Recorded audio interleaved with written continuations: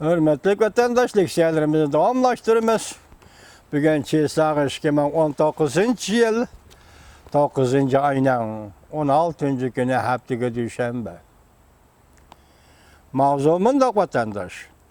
Amerika Qo'shma Shtatlar Davlat Majlisi ve Ma'muriylar Jungo Komiteti haftaning 2. kuni Shangang vaziyati to'g'risida guvohlik berish yig'ini o'tkazildi.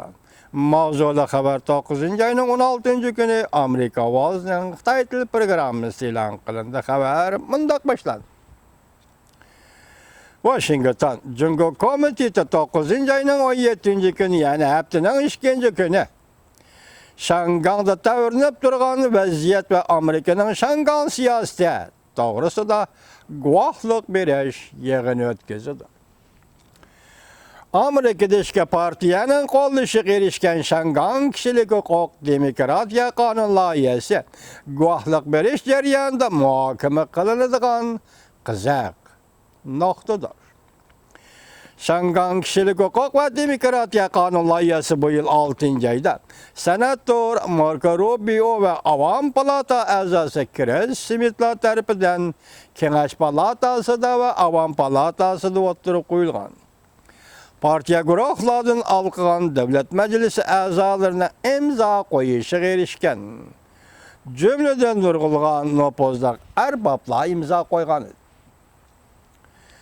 Bu qonun loyihasi 1992 yılı tuzilgan ve ma'qullangan Amerika Şangang siyaset qonunini o'zgartirish maqsad qilinadi.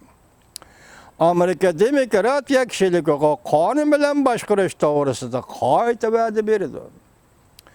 Şangang xalqining talablarini qo'llab, Jungo hukumatini bergan va'dasini ishga oshirishga da'vat qildi. Şangang yuqori darajalik avtonomiya ve ma'muriyat boshlig'i Şangang'a oliy avtonomiya yoki yuqori darajalik avtonomiya ve ma'muriyat boshlig'ini qonun chiqarish komitetini umumiy saylam bilan saylash to'g'risida Jungo hukumatini Şangang'a huquq berishiga da'vat qildi.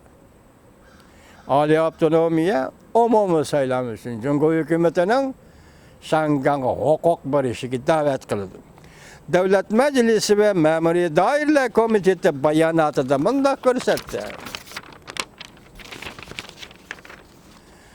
Şangang'da davomlashayotgan namoyish ve saqchilarning zo'ravonlik qilishi ve Jungo hukumatining Şangang'ning o'zini o'zi boshqarishiga keltirgan tahdidi paydo qilgan vaziyat kun sayin yomonlashishi jiddiylashgan bir ahvolda Amerika Davlat Majlisida guvohlik berish yig'inida Şangang'da davomlashayotgan bir necha oydan bergi vaziyatning taraqqiyoti ve Amerikaning Şangang'ning kelgusiga ko'ngil bo'lishi ham qarab chiqiladi.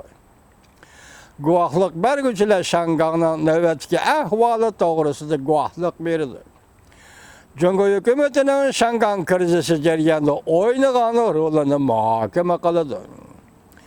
Ma'muriylar ve Davlat Majlisiga taklif berdi. Guvohlik beruvchi Şangang Xalq irodasi partiyasining kotibi Huang Jifeng yana boshqa Şanganglik arboblar bor. Naqshchi Xiyinshi, Şangang oliy maktabi xalqaro ishlar vakillari bayonotchisi Jang Bayang, Jungo kishilik huquq ijroiy ma'muriy mudiri qatorliqlar qatnashdi. Kechiringlar. Amerika ovozi radiosi atgan soat 10dan boshlab buni ochiq anglitdi. Tarjimasini ulab berdi va ulab anglitdi.